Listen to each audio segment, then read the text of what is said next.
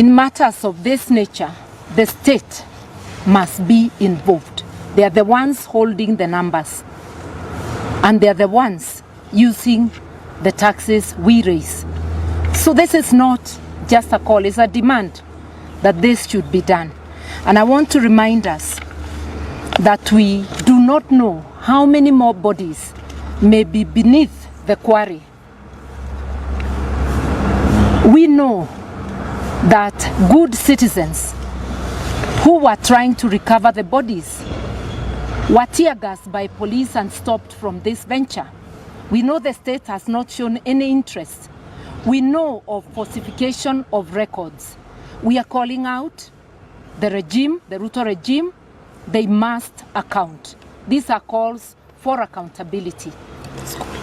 Yeah. And it's the same, even in the recent school fire. We have not been given definitive numbers. And even no empathy is coming from the house on the hill. They are going on with business as usual.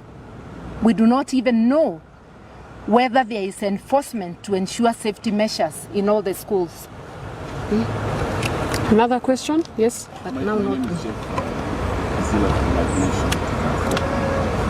Maybe you can comment on the issue about the withdrawal of the security from the judge. Would you like to do that? Yeah. Yeah, so it's very unfortunate that because Masengeli was found guilty, that he conveniently withdraws security from the judge.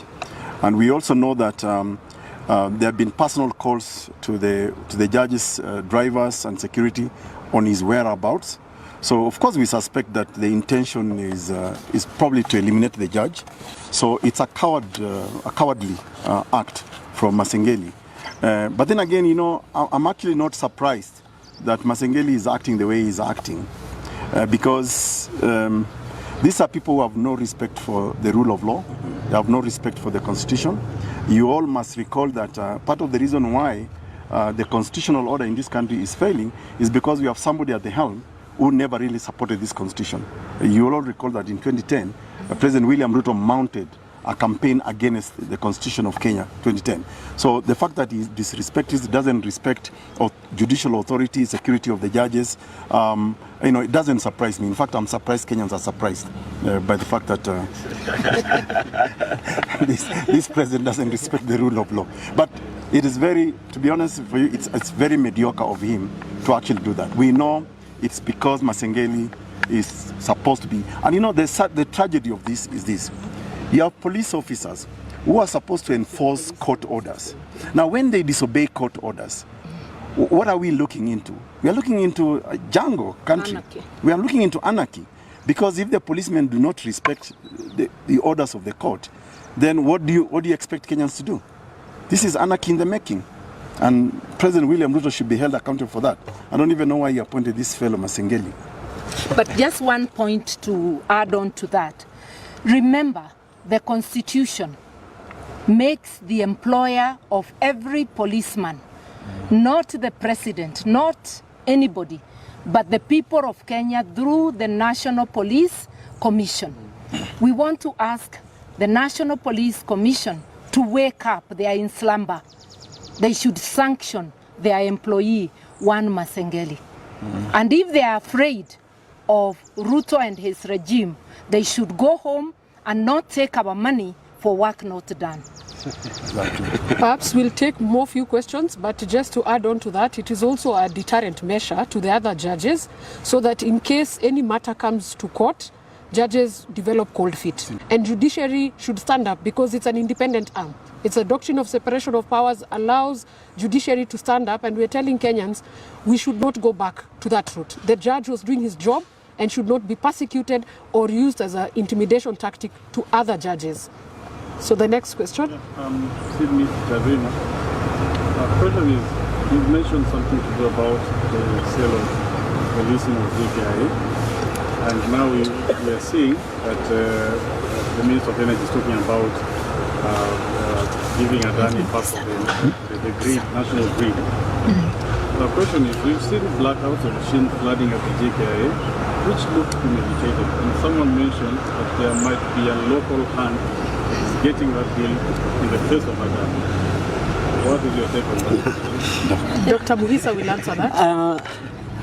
I don't want to spread rumors, but I can say this as a fairly easy thing to see. Some thief from India called Adani cannot arrive in Kenya and all of a sudden take over things. Adani is the face of a cartel that includes top leadership in Kenyan politics. It is not about Adani. You saw the case of a similar thief in South Africa. It's a cartel that... what the Guptas did in South Africa is what Adani is trying to do here.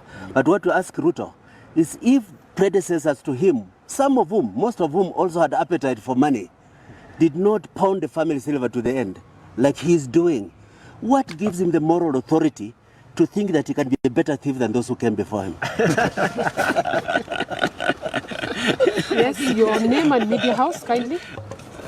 My name is Kevin. Yeah. I have two questions.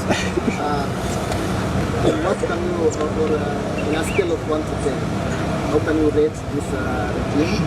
And maybe going forward, can we expect to see this team working together? F for failure. And you are asking about this team? Yes, let Dr. Muhisa emphasize that about the team. You know, there is a national failing in Kenya that if a few people offer leadership on critical matters, the rest of us go into retirement and let them do it for us. For a long time, Kenyans have asked Raila to carry the burdens for them. And when Raila crosses over, they start feeling that it's a desert. Similarly, when Gen Z started showing that there's still the blood of national pride in a young generation in this country, a lot of others stepped back and said, let the Gen Zs take it. But what message are we saying? We share responsibility for the tomorrow of this country. We have shared experience and pride about service in public life, where we have served with integrity, without letting greed override us. And we say, we are called upon to start renewing our commitment and offer dutiful service to Kenya. We are part of a progressive effort that must reclaim our country. We are just starting now the re-engagement.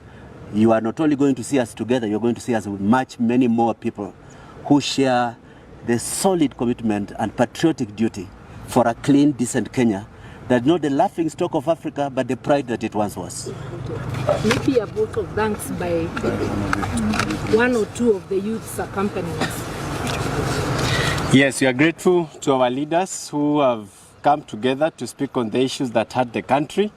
And we are firmly behind them as the youth of this nation, because we want leadership that is informed by the love for this country and the future of this country. So as the youth of this country, we are solidly behind them and affirming that we are going to stand behind every leader who stands for integrity, who stands for accountability, and who stands for responsibility for anyone who is in office. Thank you.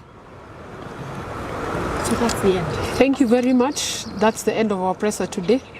We thank you so much for making time to come and listen to the State of the Nation address. Asanteni sana. I had a phone.